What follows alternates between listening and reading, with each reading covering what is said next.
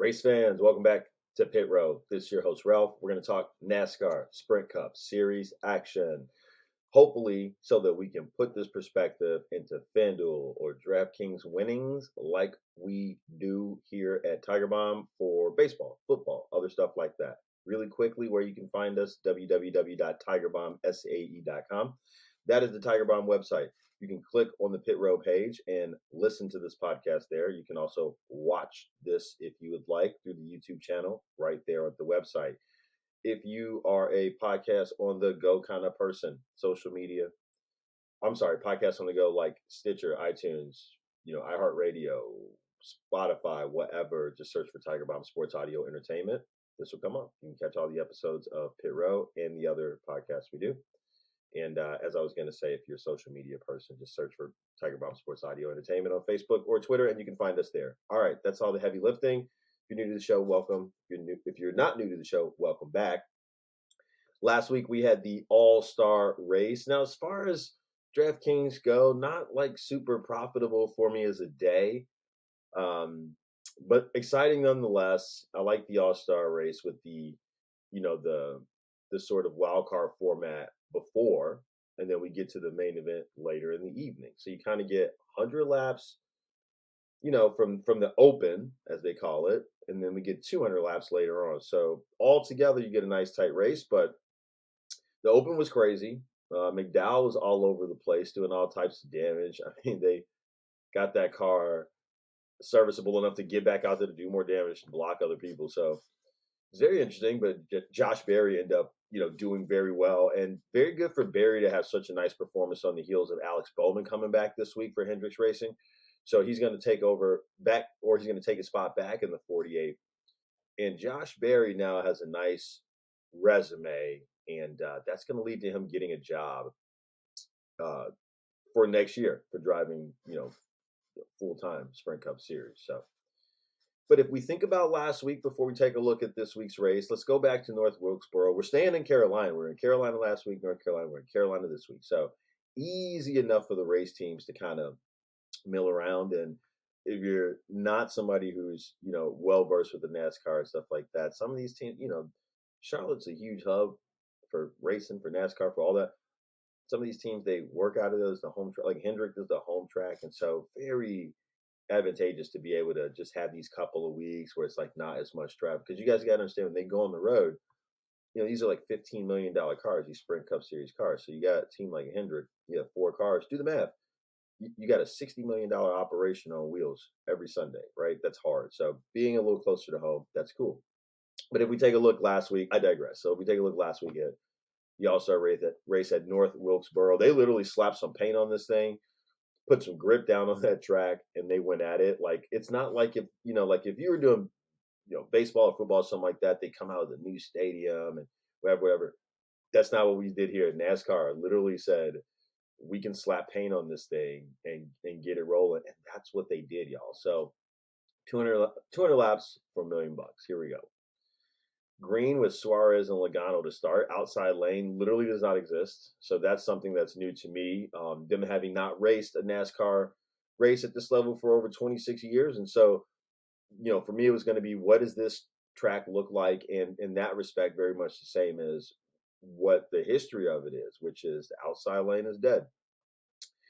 So we get our first caution on lap 16. Stenhouse trying to slide up and then back down, but he just wasn't able to get clear of the 43, Eric Jones. And so, we see what happens on that caution. I was thinking maybe some guys might want tires, even though it was early on. And it's also just 200 laps. You know what I mean? I just wanted to kind of see if you guys want to take, stay fresh or whatever. But anyways, we get the restart. Nobody really doing anything. So order is the same. Suarez, Hamlin, Briscoe, Logano, Elliott. Larson finally able to wrestle away the lead on the apron down low. And he's found some grip down there. Like I was saying, they laid some grip down there. You can see it on the track. If you watch the race, you see like the pavement, but then you see the darker parts or the darker splats. That's the grip that NASCAR laid down. So he found some grip down there low by the apron. Story of the track, no grip whatsoever. These guys are gravitating toward those areas of grip laid down by NASCAR, as I said.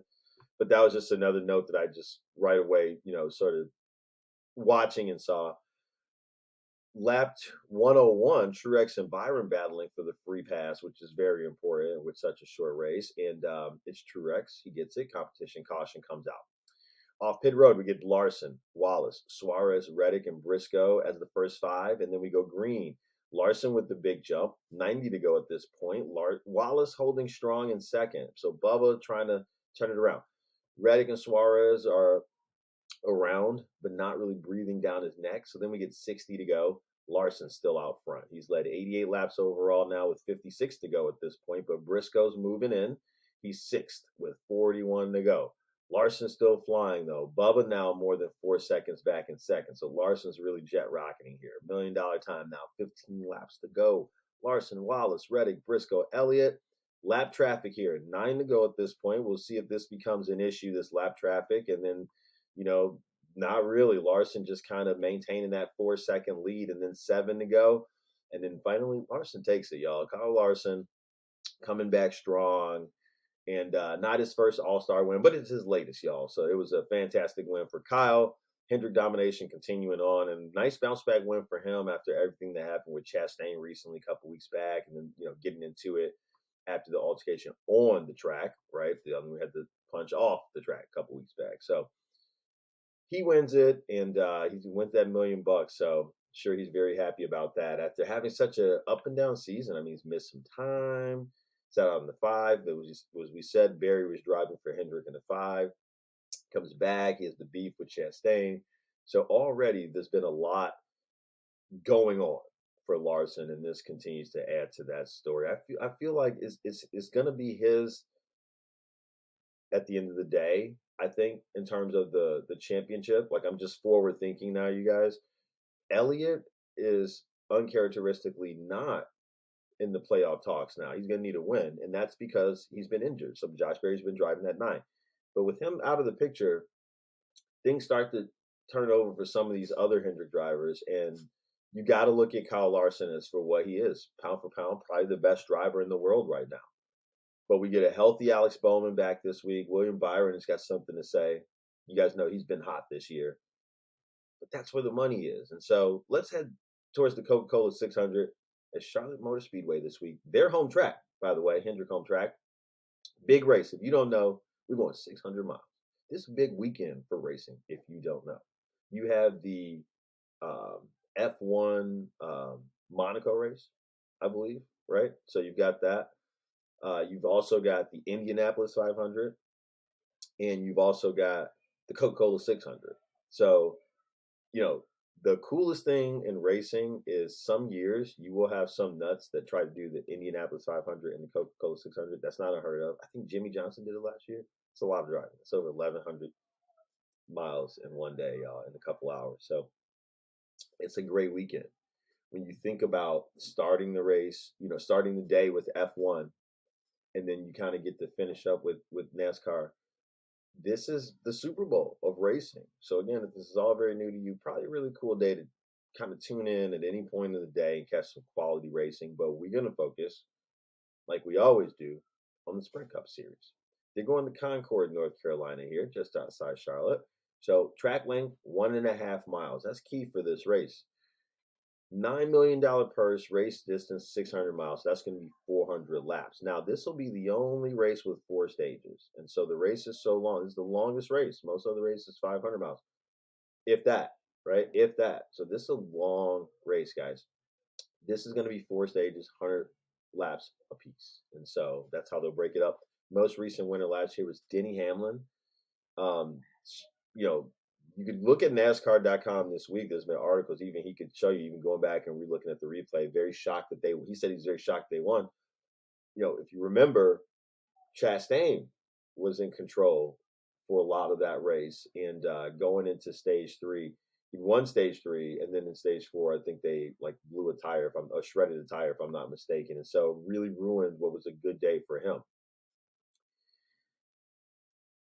Alex Bowman, we talked about coming back, stepping back in the 48. I think we really got to be thinking about him this week. He's going to be fresh. He's going to be excited, ready to get back in it. And we know that he races for the best team in NASCAR, period. And so I think that we can expect a strong finish from him. I don't think it's too much to ask for a win from him. really, to be honest. Some other things we want to cover, though.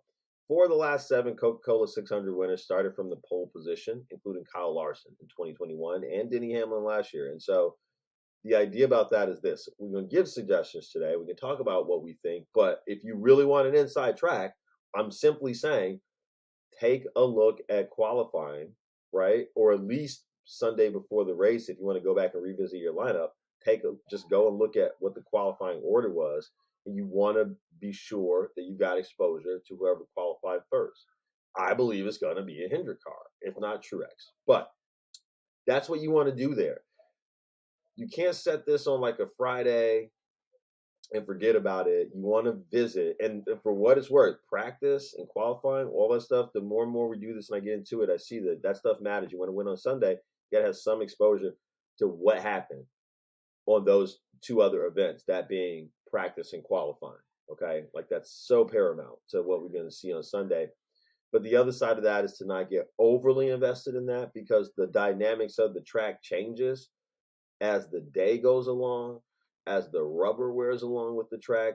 And that's certainly going to happen this Sunday when we talk about the longest race of the season, 600 miles. So we're going to start in the day and end in the night. So again, let's be only so invested with what we see in practice and qualifying. But that's going to be key to getting a good start, though. And as we just talked about in that stat, a decent finish. The driver who led the most laps won 3 of the last 5 600 milers. So something else to consider. Hendrick Motorsports drivers that led the most laps in the last 3 races on 1.5 mile track. So again, all this is pointing back to Larson, Bowman. You know, Elliott's still trying to find his ground, but he's in there too. I mean, that's the team we want to be looking at, essentially. That's where we want to go. And don't forget about William Byron. But he's won so much already this year. I really do think one of these other drivers is going to step up. All 3 stage winners finished outside the top 10 in this race last year. So we just talked about Chastain, why that happened to him. So some stuff to consider as you build your lineups. Also want you guys to consider that with such a long race, the chances of your team getting hurt by mistakes are increased. So I'm talking about like mistakes with pitting and stuff like that. Over the past couple of weeks, we've seen guys get flagged for pitting, speeding on pit road. We've seen teams make mistakes, loose lug nuts, tires dribbling down pit road. There's a lot of things that could unfortunately trip your team up. And I think with an extra 100 miles on top of the longest race, we're going to see that happen to a lot of these teams. So there are teams that have been having problems, like Denny Hamlin. He's been pretty vocal about it. So that's stuff you got to consider in a longer race like this as opposed to a shorter race. Now, that being said, I don't think you need to be over-invested in one manufacturer or one team this week. If you want to go there, it's Hendrick. And I don't mind just, making a lineup with 2 Hendrick cars. You can pick which two you want. But I do think Larson and I do think Bowman are the cars that I want to have most exposure to.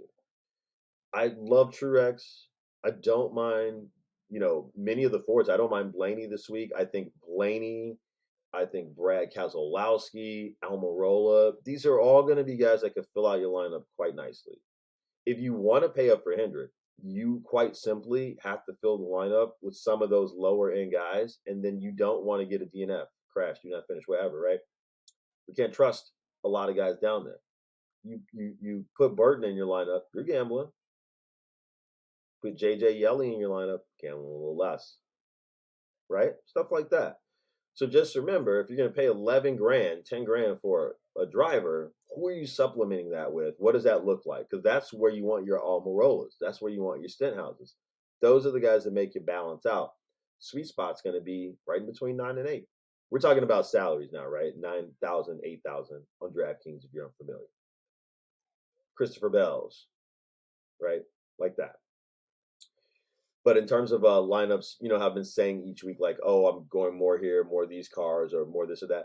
Don't need any of that this week. I've gone to mix and match it a little bit because it's such a long race. I think some strategies are going to fall apart. Some strategies will develop themselves during the race. And so I want to leave myself open for all that, right? But I gave you guys the names I'm not going to forget to have. Chastain, you want to get involved with him. He didn't win last year, but he looked strong. I think they're going to bring a good setup again, and he could win. Suarez, for some reason, isn't matching the output that Chastain is, and I think that's coming down to him personally. They have the same setup, the same cars, the same equipment. There's some reason why he is habitually not finishing even close to what Chastain is doing, and they were marketably more close last year.